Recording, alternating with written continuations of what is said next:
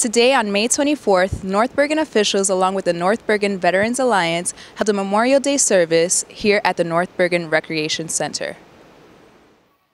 Students and families arrived at the rec center at 7 p.m. for the ceremony.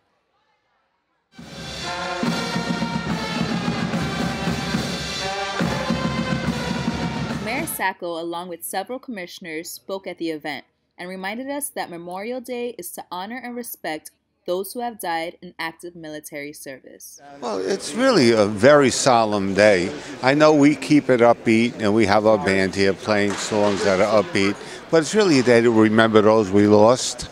And the older generations really know it very personally. Frank Arzullo, a commissioner, he was in the Korean War. His battalion was sent out. He was deployed somewhere else. The whole battalion never came back. That's how close it comes. My family fought in World War II. My father in the East on the island of Saipan, my uncle in Europe. And, people, there wasn't anyone who didn't lose somebody in that war. And in the wars that followed, we've lost too many people. So we come here today to honor those we lost and to pray that it never has to happen again and that wars come to an end. I'm a veteran myself, so I kind of appreciate when somebody gives their life for something as precious as the country that we live in, for the place that we are today. I mean, you got to be nothing but grateful. So to me, it's a special day, and it's a good time to stop for a minute. Once a year to stop and remember, because we're talking millions of souls. You're not talking a few people that sacrificed for a lot of things that we enjoy today. So I'm grateful for it. The North Bergen High School Band played several melodies of patriotic songs throughout the night.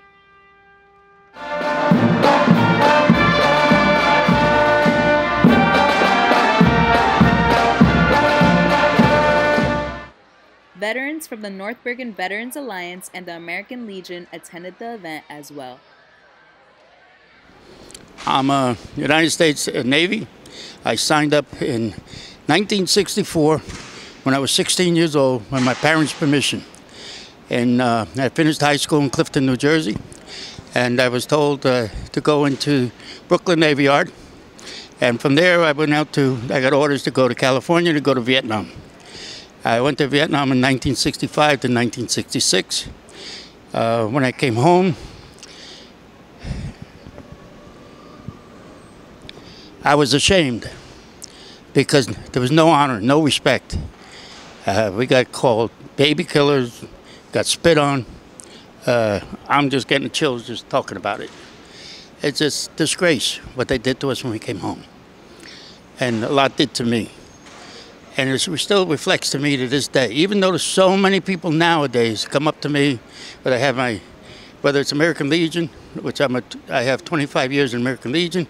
I also have another 25 years at the VFW. My last 10 months, after I get back from Vietnam, I had 10 more months to serve.